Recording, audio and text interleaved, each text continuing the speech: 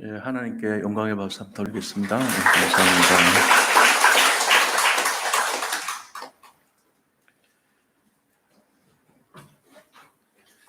예, 오늘 예레미야 4장 1절에서 4절의 말씀을 통해서 이스라엘아 내게로 돌아오라라는 말씀을 나눌 것인데, 우리 나의 주인 되신 그리스도 먼저 고백하고 말씀 나누도록 하겠습니다. 주는 그리스도시요 살아계신 하나님의 아들이십니다. 나의 주인 되신 그리스도는 나의 참 해방자이십니다. 나의 참 승리자이십니다. 나의 참 인도자이십니다. 나의 주인 되신 그리스도는 하나님을 만나는 길이 되십니다. 죄와 저주의 세방이 되십니다. 사단을 이긴 승리가 되십니다. 나의 주인 되신 그리스도는 하나님을 만나는 길이 되시며 내 모든 삶의 주인이 되십니다. 죄와 저주의 세방이 되시며 나에게 죄와 저주의 세방을 주셨습니다. 사단을 이긴 승리가 되시며 나에게 사단을 이길 권세를 주셨습니다. 예수님이 나의 모든 문제의 주인이 되어주시고 지금 성령으로 역사하여 주시옵소서. 창세기 3장으로 말미암아 가문 가정을 통해서 나에게 내려오는 모든 저주가 예수님의 이름으로 걷게 하시고 마음과 생각이 해방을 받게 하옵소서. 나의 모든 문제 배후에 역사하는 악한 영은 예수 그리스도의 이름으로 명하노니 지금 떠나갈지어다. 모든 문제 해결자이신 예수 그리스도의 이름으로 기도합니다. 아멘.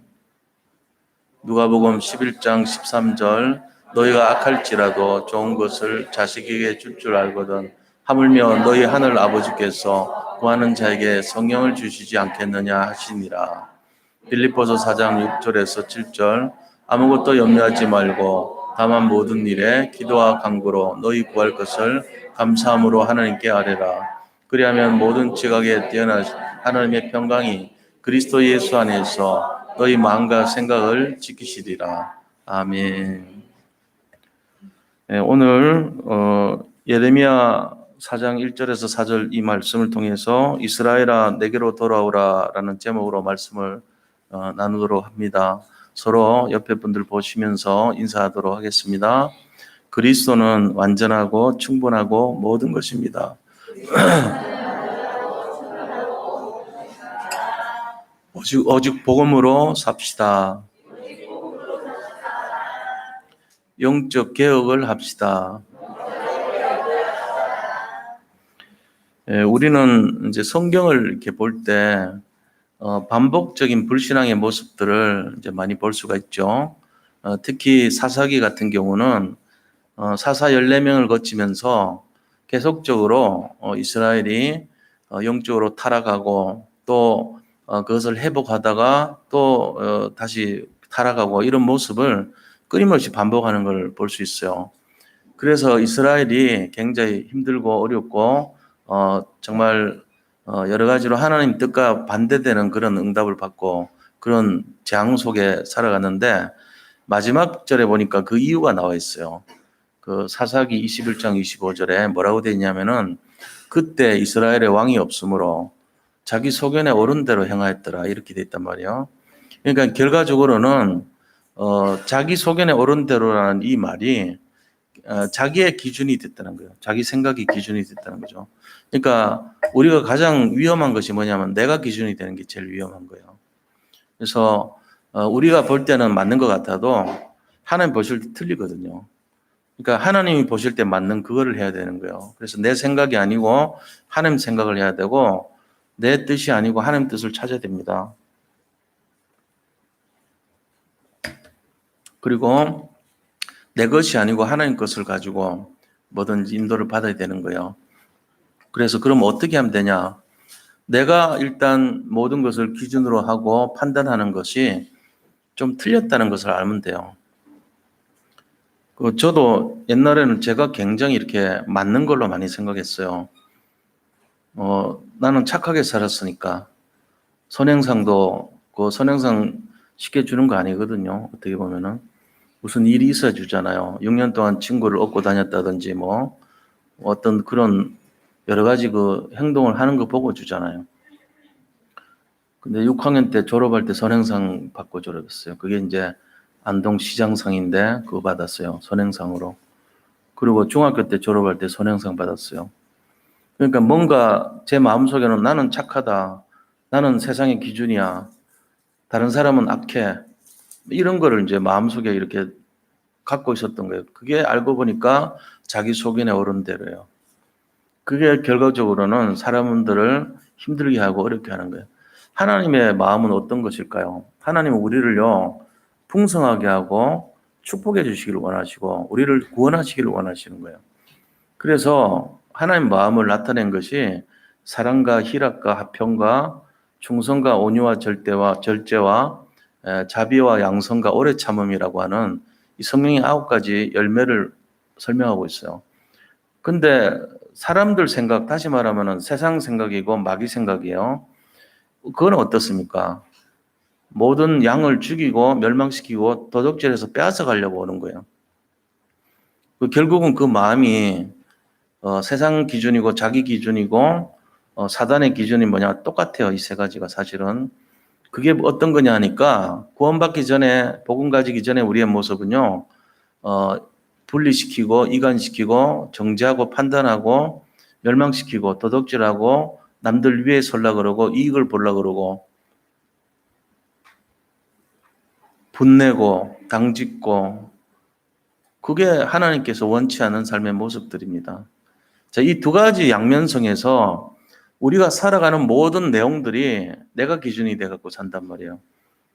제가 옛날에 했던 것처럼 나는 선하고 나는 내가 맞다 그러면 맞는 거고 내가 틀리다 그러면 틀린 거고 뭐 이런 기준으로 말을 하고 행동을 하고 다 그렇게 살았어요. 근데 그게 아니에요. 갈수록 뭘 깨닫냐면은 하나님의 기준이 맞다는 것을 인정하게 돼요. 하나님의 기준을 다른 말로 하면 공의라 그래요. 공의. 하나님의 기준은 굉장히 의로운 것이고 하나님의 기준과 하나님의 생각은 맞은 거예요. 그걸 인정하는 게 진실한 사람이고 정의로운 사람이고 공의로운 사람인 거예요. 자, 이스라엘이요.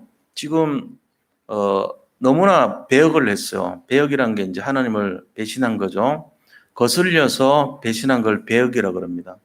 그렇게 해가지고 하나님께서 오래 참으시다가 이 배역한 이스라엘에게 경고를 합니다. 야, 다시 돌아와라. 너들 그렇게 살면 안 돼. 배역하지 말고 회복해. 돌아와. 지금 세상으로 많이 가 있고 우상숭배에 빠져 있고 또 굉장히 음란하게 우상을 섬기는 그런 모습들을 보면서 견디다가 하나님께서 말씀하신 거예요. 그게 예레미야 3장 22절에 나옵니다. 우리가 지금 본문 앞에 나와요. 한번 보자고요. 배역한 자식들아 돌아오라. 내가 너희의 배역함을 고치리라 하시니라. 하나님의 오랜 참으심 속에서 이 말씀을 전해준 거예요. 그러니까 이스라엘 사람들이요 어떻게 했냐면은 그 다음 절에 보세요. 보소서 우리가 주께 왔사오니 주는 우리 하나님 여호와이심이니이다. 작은 산들과 큰 산 위에서 떠드는 것은 참으로 헛된 일이라. 이스라엘의 구원은 진실로 우리 하나님 여호와께 있나이다. 이렇게까지요 굉장히 하나님을 찬송하고 하나님 앞에 중심을 드리는 모습으로 나타냈던 것입니다. 이게 하나님의 굉장한 내용이었어요. 자, 이런 입장에 있었는데 결국은 어떻게 됩니까? 이스라엘이 자기 소견에 오른 대로 결국은 빠지고 바벨론에 포로 생활을 했어요. 70년 동안. 이게 지금 이스라엘의 모습이에요. 자, 지금 역사는 반복되고 되풀이됩니다. 지금 전 세계가 모습이 어떤 모습이에요? 배역한 모습이에요. 하나님을 떠나서 하나님을 배신하고 믿지 않고 자기들 소견에 오른 대로 사는 모습입니다. 그러면 곧 있어서 뭐가 있죠? 바벨론 포로가 기다리고 있는 거예요. 그래서 4장 5절 밑으로 가요. 경고의 메시지가 나옵니다. 피하라, 도망쳐라. 저 사자는 바벨론을 상징하거든요.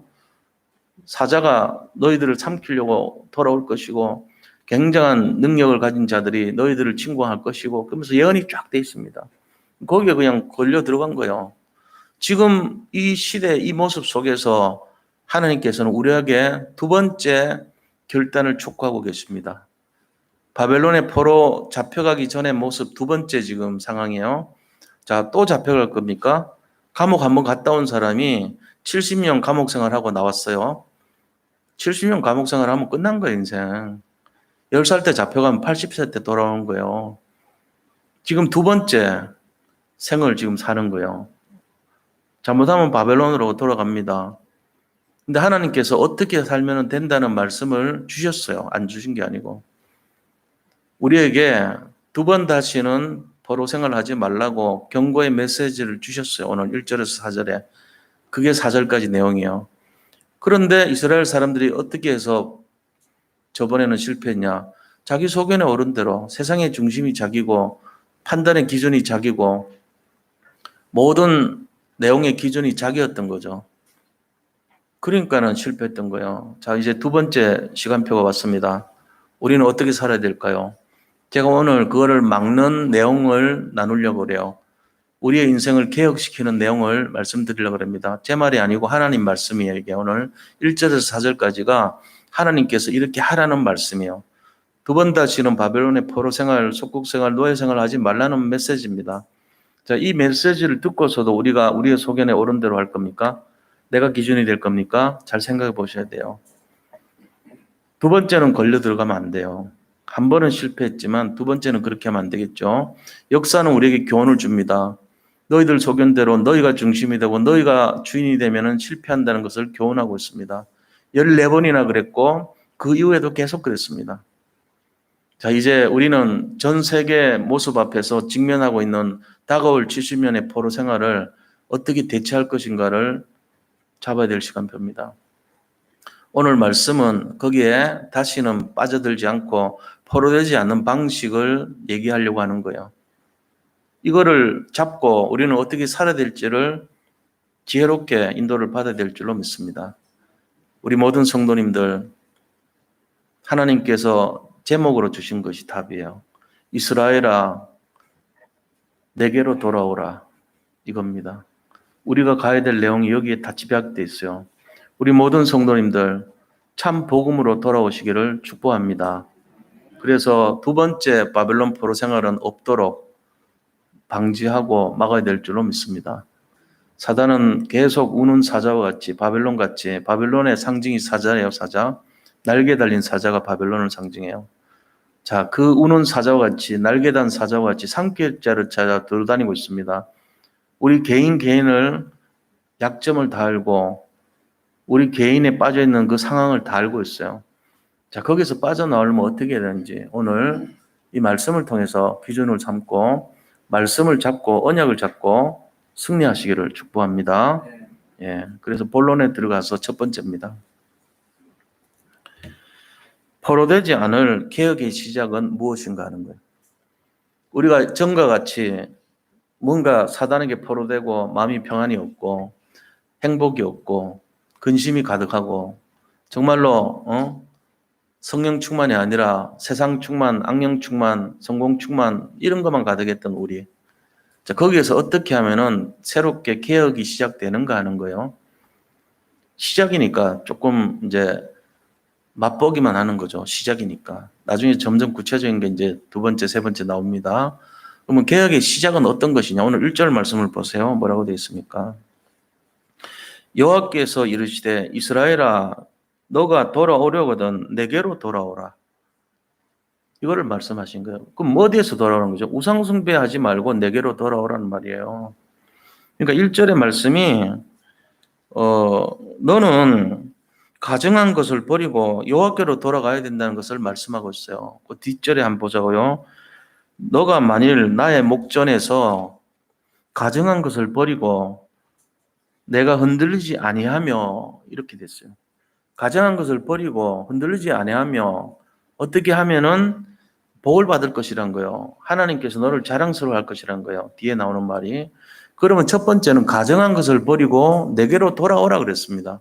그럼 가증한 것이 뭡니까? 가증하다는 뜻이 뭡니까? 하나님 볼 때 너무 화가 나고 너무 증오할 대상이라는 거예요. 그래서 괘씸하고 너무 세상 말로 뚜껑 열리는 거랑 하나님 볼 때 그게 가증한 겁니다. 하나님 보실 때 너무 불쾌하고 안 좋고 증오스러운 것이 뭘까요? 우상 숭배예요.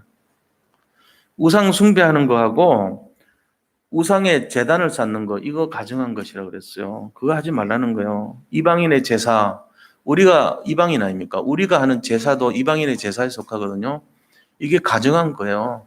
하나님 볼 때 가증스럽다 그러잖아요. 우리 많이 써요, 이 말을. 그게 뭔 말이에요? 혐오스럽고 불쾌하고 짜증난다는 얘기죠. 하나님이 보실 때. 너무너무 증오스럽고 불쾌하고 짜증난다는 거예요. 그거 하지 말라는 거예요. 그게 뭐라고요? 하나님께서 제일 싫어하는 거예요. 십계명의 첫 번째, 나 외에 다른 신을 섬기지 말라 이겁니다. 그런데 우상을 숭배했어요, 이스라엘 민족들이. 왜 했을까요? 뭔가 자기들에게 유익하니까 했겠죠. 뭐가 그들의 마음을 유익을 줬을까요? 왜 그렇게 하나님이 인도하시고 하나님이 그들을 광야길에서 여러 가지 증거까지 보여주셨는데도 불구하고 가나안 족속을요, 모든 짐승까지도 거기 있는 가나안의 기구까지도 전부 불태우라 그랬는데 완전히 멸족하라 그랬어요. 멸족이라는 건 멸균시키는 거와 마찬가지예요. 씨도 하나 남기지 말고 다 죽이라는 게 멸족 아닙니까? 멸절시키라 그랬거든요. 멸절. 그런데 남겨놨어요. 그리고 그들의 문화권에 오히려 휩싸인 거 있죠. 이유가 뭐죠? 성적 타락입니다. 그 내용이. 거기에 잡힌 거예요. 그래서 바알신과 아세라신에 섬기는 그 출발점이 어디냐면은 베니게예요. 베니게, 페니키아. 두로와 시돈이 있는 곳. 그곳이 바로 온산지인데 거기에 이세벨이 나왔고 거기에 이 솔로몬 성전을 지었던 히람이라는 왕이 나오고 이런 데 아닙니까? 근데 거기가 전부 영적으로 타락한 것이고 성적으로 타락한 장소예요. 그래서 그들이 섬기는 신전의 사제가 한 4천 명 있었대요, 그때 당시. 근데 그 사제 4천 명이 주로 하는 일이 그런 일을 한 거예요. 창기와 같은 남창, 여창들이 거기에 있었던 거예요. 그래서 그런 일을 벌였던 거예요. 그 이스라엘 사람들이요, 말 안 하는데 전부 글로 갔어요, 남자들이.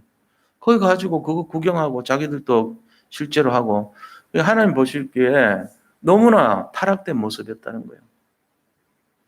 그게 가증스러운 겁니다. 가증이 뭔지를 정확히 아셔야 돼요. 우상숭배, 이방인의 제사, 성적 타락, 이게 전부 가증스럽다고 하는 거예요. 이게 반드시 짚고 넘어가요, 하나님은. 그러면서 뭐라 그랬어요? 악인이 드리는 제사와 그 행위 그랬어요. 이게 그런 거예요, 바로. 악인의 제사와 행위가 너희가 숲에서 하는 거, 너희가 나무 밑에서 하는 걸 내가 다 보았노라.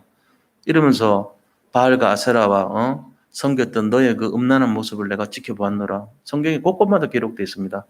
상세하게 자세하게는 안 돼 있어도 그게 다 근본이에요. 가증스러운 거예요. 근데 거기서 돌아오라는 거예요. 가증스러운 곳에서. 그러면서 뭐 하라고요? 나에게 돌아오라는 거예요. 오직 하나님을 믿으라는 거죠. 우상 숭배가 정확하게는 뭔 말인지 아셔야 돼요. 우상은 아이돌을 우상이라고 해요. 아이돌. 오, 아이돌이 우상이에요? 예, 영어로 그렇습니다. 아이돌에서 돌아오라는 거예요. K-팝도 너무 빠지면 우상되죠, 그죠? 아이돌들이니까. 그러니까 우리가 우상을 생각할 때 그런 식으로 빠져들어가요. 그냥 좋은데 뭐 어떡해요? 멋있는데 어떡해요? 우상은 뭔가 좋게 보이고 멋있게 보이고 유익한 것처럼 보여요. 근데 내 영혼을 팔아먹는 짓이 되는 거예요, 그게. 우상은 뭐냐면요, 우상숭배는 하나님하고 나 사이에 가로막혀 있는 모든 것이 우상입니다. 주로 물질도 거기에 걸려들겠죠. 그 다음에 자식도 거기 걸려 들어갑니다. 자식이 우상됩니다. 또 사상도 우상돼요. 나 공산주의 못 버려. 그거 우상되는 거예요. 완전히. 그래서 그 사람들은 우리를 오히려 욕해요. 종교는 마약이다 이럽니다. 욕합니다. 우리는 너들은 우상이라 이럽니다. 그러니까 우상은 하나님하고 내 사이에 내가 예수를 만나지 못하도록 가로막고 있는 모든 것이 우상이에요. 근데 하나님 뭐라고 하십니까? 그 가정한 것에서부터 돌아오라는 거예요. 누구한테로요? 나에게로 오라. 이게 첫 번째 메시지예요. 이거 살아있는 동안 해결 안 되면요, 끝까지 우리는 재앙 속에 빠져들어간 거예요. 지금 이 시대 모습 보세요. 별거 아닌 것처럼 생각해요. 그게 문제가 된 거예요, 이미. 그래서 우리가 이런 내용들을 잘 생각해야 됩니다. 무슨 고리타분한 신석 시대, 구석 시대 얘기하냐고요? 그렇게 생각하면 안 돼요. 하나님의 말씀이에요, 이게. 그러면서 하나님께서 뭐라고 얘기하셨냐면은 마음이 흔들리지 말아야 된다 그랬어요. 제가 질문을 한번 해볼게요. 생각 좀 해보세요. 믿음의 자리가 어디입니까? 믿음의 자리. 그거를 신앙의 좌소라고 그래요. 신학적 용어로 보면 신앙의 좌소. 자리를 좌소. 그렇게 말하는데 신앙의 자소가 어디죠? 마음입니다. 신앙의 자리, 마음, 믿음의 자리는 마음에 있어요. 자, 그럼 마음은 어디에 있죠? 마음이 어디 있냐고요? 중국 사람들은 마음이 심장에 있다고 생각했어요. 그래서 마음 할 때 심장 이렇게 이걸 가지고 그림을 상형 문자를 만들어 가지고 마음 심자를 이렇게 만들었어요. 마음 심자 가만 보면 심장 모습이에요, 그게. 근데 또 어떤 사람들은요, 뇌에 있다고 생각했어요. 마음은 뇌에 있다고. 요즘 현대의학에서는요, 뇌 쪽에 있다는 걸 많이 강조를 합니다. 마음이 뇌에 있다고. 그 뇌를 가만 보면은 수많은 뉴런이라는 거하고 시냅스라는 게 연결돼 가지고 신경 전달 체계가 형성이 돼 있고 정기적인 장치를 통해 가지고 거기서 반응을 일으키고 하는 게 우리의 생화학적인 모습이란 말이에요. 근데 그 시냅스와 시냅스 사이에 그 중간에 이 물질이 분비가 많이 돼요. 호르몬 같은 게 조절을 시켜요. 그래서 우리의 마음을 다스린대요, 그게. 예를 들면은 흥분을 막 하고 막 굉장히 막 열이 나고 이러면 아드레날린이 분비가 돼요. 그러고는 또 행복해지면은 세로토닌이 막 분비가 돼요. 호르몬 이름이에요, 이게 전부 다. 그 다음에 막 우울해요. 그러면 멜라토닌이라는 게 넣어가지고 굉장히 이렇게 막 사람들을 잠자게 만들고 우울하게 만들어요. 감정적으로. 또 도파민이라는 물질도 일종의 마약 성분인데 그거는 세로토닌이 많이 분비되면요. 역시 도파민도 많이 나와요. 행복하게 느껴져요. 기쁨을 주고 환희를 주고 그런 거예요. 그러고는 여자들이 이게 아기를 가지고 하면요. 옥시토신이라는 게 많이 나와요. 그게 뭐냐면은 아기 잘 나올 수 있도록 이렇게 해주는 그런 역할을 해요. 그런데 그것 말고도 아기를 낳고 나서 처음 만나는 사람이나 아기를 볼 때 너무나 사랑스럽게 느껴져요. 그게 나오면은. 그러니까는 그런 식으로 해서 감정을 조절하게 만드는 거예요. 아기를 낳았는데 처음 만났는데 기분이 싹 나빠. 아, 얘 싫어, 보기도 싫어. 이러면 안 되잖아요. 엄마가. 애를 보면은 너무 귀하고 내 생명을 바쳐도 안 아까워하고 그래야 되죠. 그 작용을 그런 호르몬들이 하는 거예요. 말을 하자면은. 근데 그것만이 우리의 감정을 지배한다고 생각하면 안 되죠. 그걸 떠나서 그 위에 어떤 영적인 뭐가 있다는 거예요. 그게 우리의 믿음의 자리예요. 마음 속에 있습니다. 그러니까 마음이 어딘지는 몰라요. 손가락 끝에 있는지 귀 뒤에 있는지 눈에 있는지는 몰라요. 그러나 어딘가 있어요, 분명히. 마음의 자리가 있다고요. 그 마음 속에 뭐가 있는지를 알아야 돼요. 마음 속에 뭐가 있습니까? 그리스도와 함께 하십니다. 그게 믿음이라 그래요. 이 그리스도 떠나지 않습니다. 이 신앙을 가져야 됩니다. 우리가 마음 흔들지 않는 이유는요. 평안이 있기 때문에 흔들지 않아요. 평안의 이유는요. 복음이 있으면 흔들지 않는 거예요. 그러니까 복음은 그리스도를 말해요. 로마서 1장 2절 복음은 시작해서 1장 4절 뭐라고요? 예수 그리스도 신이라 이렇게 돼 있단 말이에요. 그러니까는 이 그리스도가 함께 하시면 평안한 거예요. 우리가 왜 불안한지 아세요? 마음 속에 뭐가 들어왔어요? 마음 속에 불신앙이 들어온 거예요. 불신앙이란 말은 복음 아닌 비복음이 들어온 거예요. 다시 말하면 그리스도 아니고 악령이 들어온 거죠. 사탄이 들어온 거예요. 그러니까는 불안한 거예요. 그래서 딱 찔렀잖아요. 야, 우상 숭배하는 그 가정한 것에서 돌아오고 너희 마음이 평안을 누려서 흔들지 말면 이 말이에요. 그러면 어떻게 된다고요? 개혁이 시작된다는 거예요. 우리 자신들이 저주 재앙으로 빠져가는 그 길에서 돌이켜진다는 말씀입니다. 자, 그리고 이 마음 속에요. 하나님께서 함께 하시기 때문에 나는 하나님 자녀라는 것이 들어가 있어야 돼요. 그리고 이 마음 속에 그리스도께서 영원히 떠나지 않는다는 확신을 갖고 있어야 됩니다. 그리고 이 마음 속에 뭐가 있어야 됩니까? 내가 그렇게 시달리는 물질 문제가 전부 하나님 거라는 걸, 하나님의 소유라는 것을 인정해야 됩니다. 이게 마음속에 들어오면요, 걱정 안 돼요. 나는 하나님 자녀고, 하나님 소유고, 나는 상속자니까 그 물질도 필요하면 공급해 주실 거예요. 그걸 믿는 거예요. 우리는 너무 그거를 많이 염두에 두고 있잖아요, 사실은. 근데 하나님이 때를 따라 공급을 해 주시죠. 이 78억의 인구를요, 다 먹이고 입히고 물을 공급하시고 그것도 공짜로 숨쉬게 하시고 하나님이 하셨어요, 지금까지. 우리가 하면 한 달도 안 돼가지고 고지서 남발합니다. 한 달 공깃값 5천만 원. 안 내면 죽어. 다 내야 돼요. 살라고 숨 한 번 쉬어보려고 별짓을 다 할지도 몰라요. 돈 받으면. 근데 공짜로 했으니까 아무 생각도 없죠. 감사하지도 못해요. 안 해요. 그렇게 사는 거예요, 우리가. 근데 가만 생각해 보세요. 엄청난 거 아닙니까? 물을 공짜로 먹고 숨을 공짜로 쉰다는 것 자체가 가장 근본적인 거거든요. 근데 거기다가 여러 가지 필요한 거, 차, 집, 여러 가지 음식들, 영양소, 모든 과학 시스템 다 준비하셨잖아요. 갈수록 문명을 높여주고 발전시켜주고 편리하게 해주고 그러면서 하나님을 정말로 하나님이 살아계신 것을 증거를 막 보내주고 있는 거예요, 지금. 그런데 우리가 욕심이 끝이 없고 마음속에 믿음이 없으니까 불안해하고 흔들리는 거예요, 지금. 딱 그거 얘기한 거죠.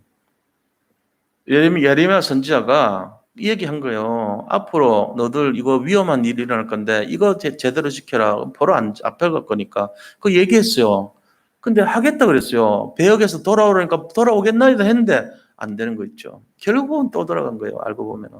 결국은 바벨론 70년 포로 생활로 들어가 버린 거 있죠. 자, 이제 두 번째 상황입니다. 두 번째 우리가 이 상황에서 벗어나야 될 줄로 믿습니다. 두 번째는 걸려 들어가면 안 돼요.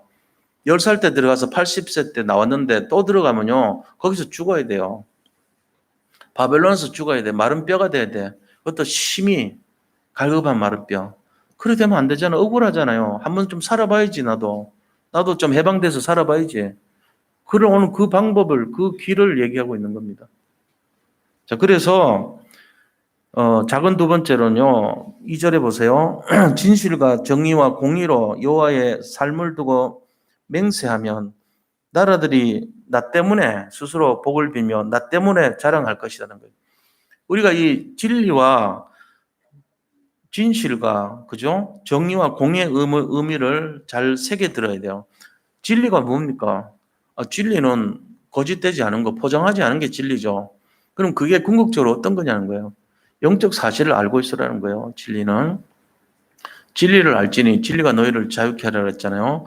여기서 말하는 진실은 나는 죄인이고 나는 능력이 없다는 걸 아는 거예요. 그게 진실이에요. 거짓은요. 나는 뭐든지 할 수 있고 나는 포장을 갖고 즐기면서 산다는 게 그게 진실 아닌 거예요. 비진실이에요. 그러니까 이거를 먼저 인정하셔야 돼요. 나는 어차피 부족한 거야. 나는 인간이니까. 하나님 전능하시지만 나는 부족해. 나는 포장하기 싫어.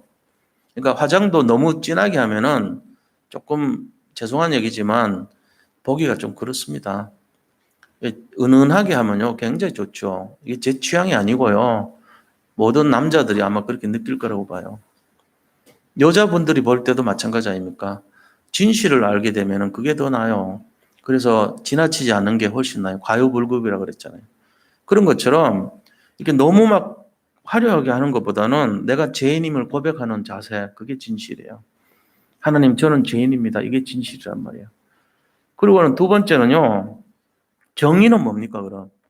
정의라고 하는 것은 하나님 앞에서 올바른 영적 상태를 가지는 것이 정의입니다. 내가 하나님 앞에서 올바른 영적 상태가 중요해요. 가장 중요한 것일 수도 있어요. 내 영적 상태가 옥토밭이냐, 길가밭이냐, 돌짝밭이냐, 아니면은 가시덤불과 엉겅기 같은 밭이냐, 이게 중요하거든요. 그래서 그 사실을 제대로 이해하는 것이 정의로움이에요. 하나님, 저는 제가 지금 영적 상태가 이렇습니다. 그걸 올바르게 이해하는 것이 맞아요. 그러니까 포장은요, 오히려 더 실망시켜요. 포장이 화려하면요, 내용을 보고는 굉장히 두 번 다시는 안 사. 내 이런 집 사나 봐라. 이래 나옵니다. 왜요? 포장에 속았기 때문에. 그래서 여자분들, 자꾸 여기서 죄송한데, 밤에 보다가 낮에 맨 얼굴로 잘 안 보이려고 하죠. 연예인들 특히 취재하는 기자들한테 화장 안 한 얼굴을 보이면은 죽을 것처럼 하더라고요. 왜요? 진실이 밝혀지니까. 근데 그게 자연스럽고 맞는 거예요. 오히려. 여기서 말하는 이 공의와 정의에 대해서 정의로운 거예요, 그게. 영적 상태가 그대로 있는 대로 그 뭐 문제 될 겁니까? 하나님이 나를 이뻐하시는데. 하나님이 만족하시는데 뭐가 문제돼요? 이게 정의로움이에요. 자, 그럼 공의는 뭐죠? 하나님 생각과 하나님의 판단과 하나님의 기준이 맞다는 걸 인정하는 게 공의예요. 우리는 주로 내 기준이 맞다고 내 공의를 내세웁니다. 내가 의롭다고 생각합니다. 그게 틀린 거예요. 그게 내 소견의 어른대로 행한 것이고 내 중심이란 거예요. 세상의 우주의 중심이 누군지 아세요? 전부 납니다. 불교도 그러잖아요. 천상천하 유아 독존 그러잖아요. 태어나면서부터 그렇게 얘기했다 그러잖아요. 석가모니가. 그러니까 모든 중심이 나로 시작돼요. 그게 창세기 3장 5절 문제예요. 나 중심. 아니거든요. 전부 하나님이 중심이 되는 거. 하나님이 맞다. 하나님 것이 맞다. 하나님이 기준이고 하나님 뜻이 맞다. 이걸 인정하는 걸 공의롭다 그래요. 자, 우리가 이 공의로운 인생이 되면 세상 사람들이 우리를 기뻐한다 그랬어요. 이게 바로 개혁의 시작입니다. 세 가지 얘기했죠. 첫 번째, 가증한 것에서 돌아오라. 두 번째로 마음이 흔들지 마라. 세 번째는 정의와 공의 그리고 진실에 거하라. 이걸 이해를 해야 돼요. 근데 말 뜻에 대한 것이 아니고 내면의 깊은 뜻을 생각해야 됩니다. 이러면 어떻게 되죠? 하나님이 포로 잡혀가지 않도록 해주시는 첫 출발이에요. 자, 그럼 두 번째입니다. 하나님께 돌아오기 위한 참된 개혁의 내용은 무엇입니까, 그러면? 자, 이거는 아까 말한 거는 성경에 나온 거고, 지금 이 내용은요, 성경 전체가 말하는 포괄적인 내용을 지금 네 가지를 말씀드리려는 거예요. 하나님이 말씀하시는 참된 개혁의 내용이 뭐냐, 이거죠. 하나의 로드맵이고 방향이라고 보시면 돼요. 첫째는 영적인 개혁이 시작이 돼야 됩니다. 요한삼서 1장 2절에도 보면은 네 영혼이 잘된 같이 너가 범사가 잘되고 강건하기를 원하노라. 이게 하나님 뜻이에요. 하나님 뜻이 뭐라고요? 사랑과 희락과 화평과 온유와 절제와 충성과 오래 참음과 자비와 양선, 이 속에 답이 있어요. 이렇게 돼야 돼요. 영적 상태가. 이게 하나님 뜻이라니까요. 그래서 하나님 지금도 복음 가진 여러 명이 필요한 게 아니고 한 명 딱 찾고 있어요. 한 명. 그 한 사람만 있으면은 소돔 고모라 10명 때문에 막아준다 그랬잖아요. 10명 없어서 끝났죠. 근데 이 한 사람 때문에 지켜준대요. 호세아서 5장 1절 한번 보세요. 그 뒤에 나옵니다. 제가 읽어드릴게요. 너희는 예루살렘 거리로 빨리 다니며 그 넓은 거리에서 찾아보고 알라. 너희가 만일 정의를 행하며 진리를 구하는 자를 한 사람이라도 찾으면 내가 이 성읍을 용서하리라. 이 한 사람이 없었던 거예요. 그래서 포로됐습니다. 전부 다 자기 소견에 옳은 대로 다 빠져버린 거예요. 자기가 판단 기준이고 자기 생각이 다 맞는 것이고 자기가 모든 우주의 기준이 됐어요. 자기가 하나님이에요, 결국은. 그렇게 사는 사람들이 기독교 안에 많아요. 나는 직분도 높고 나는 신앙생활 오래 했고 나는 맞고 나는 중직자고 다 틀린 거예요. 냉정하게 보셔야 돼요. 그걸 인정하는 것을 진실이라 그래요. 그래서 나의 영적 상태를 제대로 보는 것을 정의라 그래요. 그리고 내게 틀리고 하나님께 맞다는 걸 인정하는 것을 그걸 가지고 공의라고 하는 것입니다. 이렇게 되면은 하나님이 기뻐하신다는 거예요. 근데 끝까지 내가 맞고 내가 정의롭고 내가 공의다 이러면 그 사람이 하나님인 거예요. 그 사람을 믿어야 돼요, 우리는. 근데 그렇게 한 사람이 한 명도 없었다는 거예요. 모든 사람이 그랬다는 거예요, 사실은. 그러니까 제대로 인정한 사람이 없다는 거예요. 정말로 진실하고 공의롭고 정의로운 사람이 없기 때문에 멸망길로 다 갔다는 거예요. 우리가 이걸 좀 생각을 해봐야 됩니다. 내가 복음가진 그 한 사람이 돼야 되겠다. 진짜 내가 한 사람이 되면은 겸손하고 사람을 살리고 하나님 뜻을 따르겠다면 내가 지금 뭘 버려야 되고 뭘 가져야 되는가 생각해 보면 되죠. 그건 각자의 현장에서 답이 찾아져야 됩니다. 그걸 제가 말할 수는 없어요. 자, 이게 바로 영적 개혁이란 말이에요. 그럼 그 다음 두 번째는 인생 개혁이 일어나야 돼요. 어떤 개혁입니까? 오직과 유일성과 재창조입니다. 오직 유일성 재창조. 이거를 개혁하는 거예요. 우리 인생이 어떻게 살아야 되냐. 내가 오직 하나님, 그리스도, 성령에 집중하고 그걸 유일성으로 응답받고 정말로 모든 사람들을 회복시키는 재창조의 능력을 갖고 있어야 되겠단 말이죠. 이걸 해야 돼요, 우리가. 세 번째는 삶의 개혁입니다. 삶이 어떤 삶이 돼야 되죠?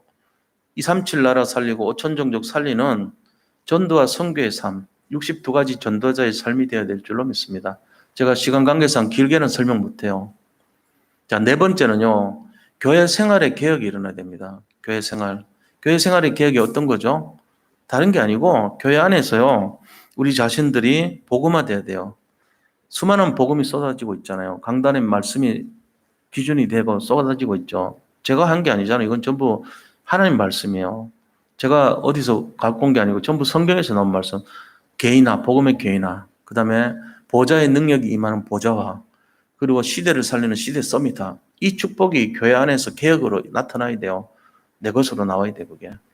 자, 그럼 큰 세 번째로요. 그렇다면은 이것을 하기 위한 구체적인 내용은 어떤 것이냐는 거예요. 자, 이걸 하기 위한 구체적인 내용이 4절에 나와 있습니다. 자, 그럼 우리가 구체적 내용 들어가기 전에 농사를 잘 지으려면 참된 잘 지은 농사의 비결이 뭔지 아세요? 네 가지가 있습니다. 농사 잘 지으려면 첫 번째는 좋은 종자가 있어야 돼요. 두 번째는 좋은 밭이 있어야 됩니다. 세 번째는 좋은 일기와 기후가 있어야 돼요. 네 번째는 농부의 좋은 정성이 있어야 됩니다. 이 네 가지가 열매를 맺게 해요. 그런데 아무리 좋은 종자가 있더라도, 좋은 참된 복음이 있더라도 그 밭이 엉망이면 돌짝밭이나 길가밭이나 가시덤불과 엉겅퀴밭이면 자라지 못해요. 옥토밭이 돼야 돼요. 그러니까 영적 상태가 제일 중요하다는 거예요. 우리가 아무리 복음을 들어도 영적 상태가 엉망이면은 전부 나 중심이고 내 속에는 어른대로 살고 그게 돌짝밭이고 길가밭이거든요. 가시덤불과 엉겅퀴밭은요. 재리와 일락과 그다음에 물질의 그 내용과 염려, 재리와 일락과 염려 세 가지가 가시덤불과 엉겅퀴의 모습이니 그거 빠져가지고 다 안 되는 거예요. 근데 옥토밭은 30배, 60배, 100배로 결실을 맺는다 그랬거든요. 그러니까 좋은 씨가, 종자가 복음이라면 그것이 어디에 심겨지는가가 중요한 거예요. 그래서 그 제대로 심겨진 옥토밭의 삶이 돼야 되잖아요. 그게 정말로 은혜 받은 삶이고 영적인 삶인 거예요. 그게 돼야 되는 거예요. 이게 진짜 제대로 된 결론적인 부분입니다. 그게 뭐라 그랬습니까? 하나님 중심이고 말씀 중심, 교회 중심, 복음 중심이 돼야 되는 거예요. 그게. 그리고 인본주의, 율법주의, 신비주의를 쓰지 않는 것입니다. 아울러서 예배 때마다 묵은 땅을 기경하는 거예요. 삶을 기경해야 돼요. 기경이란 말은 객토라 그러죠. 또 이렇게 흙을 뒤집는다 그런 거예요. 씨를 뿌리려면 밑에 있는 흙이 올라오고 위에 있는 흙이 내려가야 돼요. 위에 있는 흙은 지력이 빨려가지고 힘이 없어요. 그거를 뒤집음으로써 브레이크업이라고 그러거든요. 갱신함으로써 새롭게 힘을, 지력을 회복하는 방법이 브레이크업 하는 거예요. 기경시키는 거예요. 이걸 해야 돼요, 우리가. 맨날 묵은 땅 그대로 있으면 안 돼요. 뒤집어라는 거예요. 그리고 예배 때마다 갱신하라는 거죠. 내 체질, 각인 뿌리 체질된 거를 바꾸라는 거예요. 이걸 도전해야 됩니다. 70년 포로 생활 두 번째 앞에서 믿음으로 이걸 결단해야 돼요. 그리고 나쁜 땅에 파종하지 말라는 거예요. 가시덤불에 파종하지 말라는 거예요. 가시덤불이 뭐죠? 재리와 일락과 근심, 염려라 그래요. 재리와 일락과 염려에 파종하면 안 돼요. 거기다 씨를 뿌리면 못 자라요. 결국은 안 되게 돼 있어요. 결국은 또 70년 포로 생활 또 들어가야 됩니다. 두 번째 2탄입니다. 뭐죠? 재리, 물질 중심, 일락, 쾌락 중심, 그리고 염려에 빠진 거. 이게 전부 다 우리를 망가뜨리는 세 가지 독이에요. 삼독이란 말이에요, 이게. 그러니까 이거를 잘 이해하셔야 돼요. 그렇게 하면서 어떻게 하라고요? 영적인 할례를 받으라 그랬어요. 영적인 할례. 고린도후서 5장 17절. 보라, 이전 것은 지나갔으니 새 것이 되었다. 할례를 왜 합니까? 하나님의 언약을 잡으라는 의미예요. 할례는 표피를 벗어내듯이 마음의 할례를 받고 영혼의 할례를 받으라는 거예요. 그게 4절에 나와 있어요. 유다인과 예루살렘 주민들아 너희는 이랬죠. 3절 4절에 나와 있어요. 자, 3절부터 보겠습니다. 여호와께서 유다와 예루살렘 사람에게 이와 같이 이르노라. 너희 묵은 땅을 갈고 가시덤불에 파종하지 말라. 유다인과 예루살렘 주민들아 너희는 스스로 할례를 행하여 너희 마음 가죽을 베고 마음의 할례를 받으란 거요. 여호와께 속하라. 그리하지 아니하면 너희 악행으로 말미암아 나의 분노가 불같이 일어나 사르리니 그것을 끌 자가 없으리라. 두 번째 경고를 또 70년 포로를 허용하신다는 거예요. 그러니까 이걸 잘 알아야 됩니다. 오늘 메시지가 4절까지밖에 없지만 이거 굉장한 의미가 담겨 있는 내용이에요. 그 뒷부분도 읽으면 좋겠지만 집에 가서 읽어보세요. 이제 사자와 같이 일어날 것이고 질풍노도와 같이 달려들어서 너희를 다 삼킬 것이라고 경고하고 있습니다. 결국은 그렇게 됐습니다. 바빌론 포로로 BC 586년에 잡혀갔습니다. 그래가지고 예레미야가 있던 시대가 5명의 왕을 섬기던 시대예요.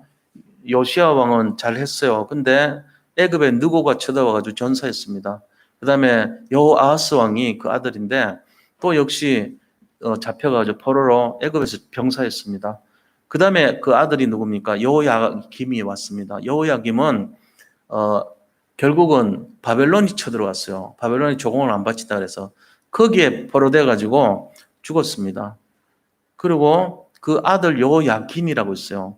이 여호야긴은 결국은 바벨론에 3개월 통치하다가 바벨론에 포로로 잡혀갔는데 거기서 항복을 했어요. 그래서 호요시가 끝까지 거기서 포로인데도 잘 먹고 잘 살다가 죽었어요. 마지막 왕이 시드기야입니다. 시드기야는 이 느부갓네살 왕이 지명을 한 바지 왕이에요. 바지 왕. 근데 그 바지 왕이 거역을 한 거예요. 조공 안 바치겠다 이러고 갑자기 친 애굽으로 돌변했습니다. 그때 느부갓네살이 화가 나가지고 이 아수르와 애굽의 연합 군대를 물리치고요. 완전 이스라엘을 멸망시켜 버려요. 그래서 누나를 뽑고 애들 버릇 앞에서 손에 사슬을 묶고 그다음에 말꼬리에 묶여가지고 바벨론까지 끌려간 거 있죠. 처참하게 간 거예요. 자, 이런 5명의 왕을 거치면서 예레미야가 경고를 계속했습니다. 근데 한 명도 예레미야의 말에 귀를 기울이지 않았어요. 나중에 깨달았죠. 선지자의 말을요 듣지 않았습니다. 그들은. 우리가 이 시대에 제가 지금 선지자로 섰습니다. 저는 예레미야는 아닙니다. 그런데 예레미야 말씀을 인용하고 예레미야와 같은 경고의 메시지를 드리고 있습니다. 자, 어떻게 선택하실 겁니까? 어떻게 결단하실 겁니까? 바벨론 70년 포로가 또 있습니다. 준비되어 있습니다. 사자가 날개 달린 바벨론 사자가 우리를 삼키려고 들어다니고 있습니다. 어떻게 할 겁니까? 가정한 것에서 돌이키라고 그랬어요. 내게로 돌아오라고 그랬습니다. 자, 결론을 말씀드리겠습니다. 결론. 그거는 뭐냐? 우리는 복음으로 그리스도로 결론 내야 됩니다. 그리고 여호와께로 돌아가야 됩니다. 호세아서 6장 1절을 보니까요. 여호와께로 돌아오라고 그렇게 말합니다. 호세아서 6장 1절 제가 읽어드릴게요. 오라 우리가 여호와께로 돌아가자. 여호와께서 우리를 찢으셨으나 도로 낫게 하실 것이요 우리를 치셨으나 싸매어 주실 것임이라. 하나님께로 돌아가면 다 치유해 주시고 회복시켜 주신다는 메시지예요. 진심으로 마음으로 이거 해야 돼요. 우리가 그렇게 하면 뭐 해야 되죠? 모든 삶을 기경하라고 그랬습니다. 묵은 땅을 기경하라고 그랬어요. 불신앙의 각인 뿌리 체제를 뒤집어서 개혁시켜야 돼요. 더 이상 방치하면 안 됩니다. 두 번째는 가시덤불을 제거하라고 그랬어요. 마음속 깊이 뿌리 내리고 있는 우리의 불신앙, 고집, 그리고 나중심의 생각, 이게 가시덤불이에요. 재리와 일락과 염려라고 그랬어요. 이것도 가시덤불의 내용이에요. 이거를 거기에 파종하지 말라 그랬습니다. 제거해야 됩니다. 영적인 할례를 받으라. 영적인 할례를 받아야 돼요. 영적인 체험을 하고 영적인 사실을 인정하고 영적 은혜를 알아야 됩니다. 하늘 보좌 위에서 영계에서 전쟁이 일어났습니다. 우리가 그 사실을 알고 영계 응답과 축복과 비밀을 누리는 하나님 자녀 아빠 아버지의 정말로 건세를 누리는 신분이 되어야 됩니다. 우리가 이거를 날마다 생각하고 사셔야 돼요. 지금 혈과 육의 싸움이 아니에요. 이 세상의 것이 필요한 게 아니에요. 영적인 싸움이에요. 아까도 여기 아마 구청에서 온 것 같은데 두 분이 와서 체크하고 갔어요. 어쩌면 이제 벌금 물릴 수도 있어요. 300만 원 나오고 인원수 초과되면 어쩌고 상관없어요. 하나님께서 모든 걸 응답하시고 인도하실 걸 믿습니다. 예. 제가 혹시나 마음이 흔들릴까 싶어서 기도했습니다. 하나님 흔들리지 말게 해주시고 제가 이때 평안하지 않으면 언제 평안합니까? 우리가 예배를 방해하면 안 되잖아요. 우리 모든 성도님들 정말로 한 주간 한 주간마다 오늘 드린 이 말씀처럼 이스라엘아 우리는 영적 이스라엘입니다. 여호와께로 돌아오라 내게로 돌아오라 이 말씀을 잡고 승리하시기를 축복합니다. 예. 하나님 감사합니다.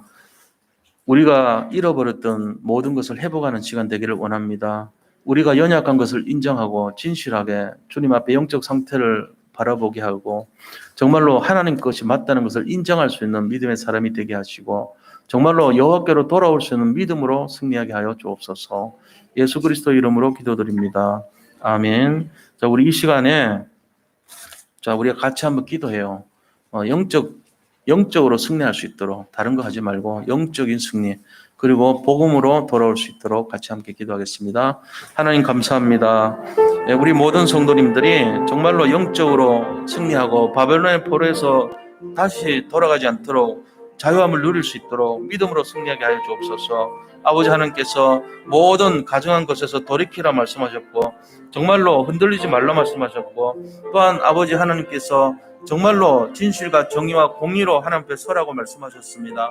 우리가 영적인 개혁과 실제적인 인생의 개혁, 삶의 개혁, 교회 생활의 개혁을 통해서 정말로 우리 자신들이 모든 삶을 기경하고 또 가시덤불을 제거하고 영적인 할례를 받아서 세계복음화의 주역 될 수 있도록 축복하시고 인도하여 주옵소서.